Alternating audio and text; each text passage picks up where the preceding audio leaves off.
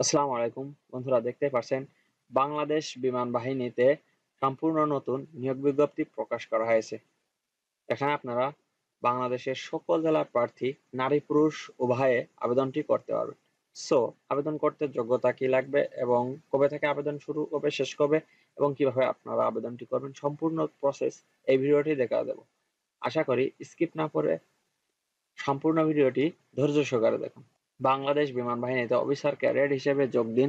Engineering, ATC, ADWDC, finance and meteorology শাখায় স্বল্পমেয়াদী DE 2026 কোর্সে শিক্ষা, পদার্থ ও গণিত শাখায় বিশেষ স্বল্পমেয়াদী কমিশন পাস কোর্স।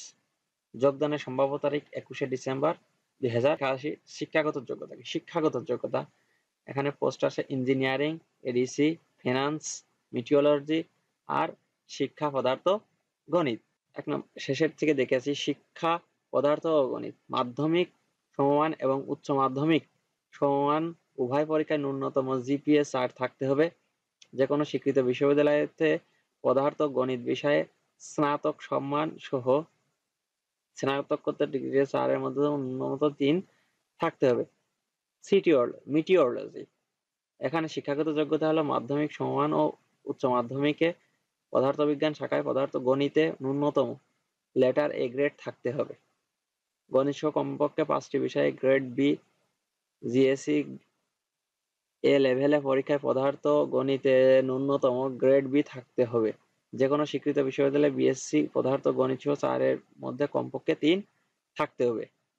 ফিনান্স মাধ্যমিক উচ্চ মাধ্যমিক এ অবশ্যই গণিত অথবা হিসাব বিজ্ঞান ন্যূনতম লেটার এ গ্রেড থাকতে হবে এবং যে কোনো স্বীকৃত বিশ্ববিদ্যালয়তে কমার্স এবং 4 এর মধ্যে 3 থাকতে হবে।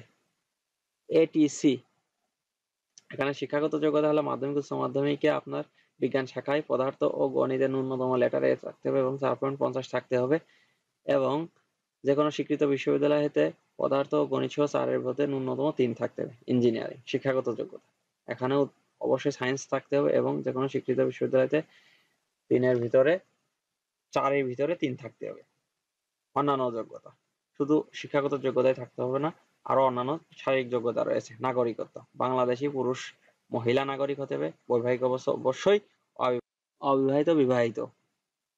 বয়স 21শে ডিসেম্বর 2025 থেকে 30 বছরের মধ্যে থাকতে হবে। এখানে বিবাহিত অবিবাহিত দুটাই আবেদন করতে পারবেন। উচ্চতা হলো পুরুষের ক্ষেত্রে হলো কমপক্ষে 64 ইঞ্চি, মহিলাদের ক্ষেত্রে 65 ইঞ্চি।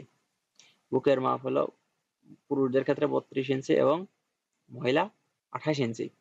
ওজন বয়স অনুসারে চোখ অবশ্যই 100% ভালো থাকতে হুঁশিয়ারি। ভর্তির বিষয়ে কোনো অসৎ ব্যক্তির সাথে যোগাযোগ বা আর্থিক লেনদেনের সাথে প্রতারণা হবে না। বিমান বাহিনীতে ভর্তি প্রক্রিয়ায় কোনো প্রকার সুপারিশ বা অবৈধ লেনদেন দ্বারা সফলতা পাওয়ার সুযোগ নেই। যে কোনো সুপারিশ তদবির প্রার্থীর অযোগ্য হিসেবে গণ্য হবে। প্রার্থীর অন্য যোগ্যতা ও অন্যান্য শর্তাবলী নৌসেনা, সেল অফিসে সরকারি অফিসার হতে বরখাস্ত, স্বেচ্ছায় অবসর গ্রহণ এরা অনুমতি থাকতে হবে। এগুলো আপনারা সুন্দর করে দেখে নেবেন। তারপরে কি বিশেষ যোগ্যতা অভিজ্ঞতা সম্পন্ন প্রার্থীদের অগ্রাধিকার দেওয়া, যাদের অভিজ্ঞতা আছে তাদেরকে অগ্রাধিকার। অফিসার ক্যাডেট হিসেবে ভর্তি পরবর্তী সুবিধাবলী এখানে দেওয়া আছে, আপনারা সবগুলো দেখে নেবেন। আমি মেন টপিকস গুলো আলোচনা করে দেখিয়ে দেবো। দেখেন নির্বাচন পদ্ধতি কি, অনলাইনে কিভাবে আবেদন করবেন, সম্পূর্ণ প্রসেস এখনো দেওয়া আছে এবং অনলাইনে আবেদনের লিঙ্ক অবশ্যই ডিসক্রিপশন বক্সে দেওয়া থাকবে, সেখান থেকে আপনারা নিয়ে আবেদনটি করতে পারেন। অনলাইনে আবেদনের সময়সীমা হলো 1 জুলাই। আবেদনের সময়সীমা 1 জুলাই 2025 থেকে 27 আগস্ট 2025। শর্ত প্রযোজ্য আবেদন পত্র জমাদানের নিয়মাবলী এখানে কিভাবে আবেদন করতে হবে আপনারা চাইলে দেখে নিতে পারেন। পরীক্ষা তারিখ হলো 27 ও 30 জুলাই এবং 3, 6, 10, 13, 12, 27 ও 31 আগস্ট 2025। পরীক্ষা কেন্দ্র সকল জেলার প্রার্থীর জন্য হলো বাংলাদেশ বিমান বাহিনী নির্বাচনী কেন্দ্র পুরাতন বিমানবন্দর তেজগাঁও, ঢাকা। পরীক্ষার কেন্দ্র এখানে হবে। আপনি যে জেলার প্রার্থী হন পরীক্ষা গ্রহণের দিন সকাল 8 ঘটিকার মধ্যে প্রার্থীকে অবশ্যই উপস্থিত থাকতে হবে। সরাসরি স্বাস্থ্যবিধি মেনে চলে সকল পরীক্ষা গ্রহণ করা শর্ত প্রযোজ্য। বিমান বাহিনী কর্তৃক সকল নিয়ম ও শর্ত পরিবর্তন ও পরিবর্তনের ক্ষমতা। এই ছিল হলো অফিসার ক্যাডেট ব্যাচে বাংলাদেশ বিমান বাহিনীতে নিয়োগ বিজ্ঞপ্তি। শুধুমাত্র যে ক্যাডেট কোচিং মানে সায়েন্সের থাকলে আপনি আবেদনটি করতে পারবেন এবং শিক্ষাগত যোগ্যতা সম্পূর্ণ বিস্তারিত আলোচনা করা হয়েছে। এটা দেখে যাদের মিলবে অবশ্যই আবেদনটি করবেন। তো ভালো থাকবেন, সুস্থ থাকবেন। ধন্যবাদ সবাইকে। আসসালামু আলাইকুম।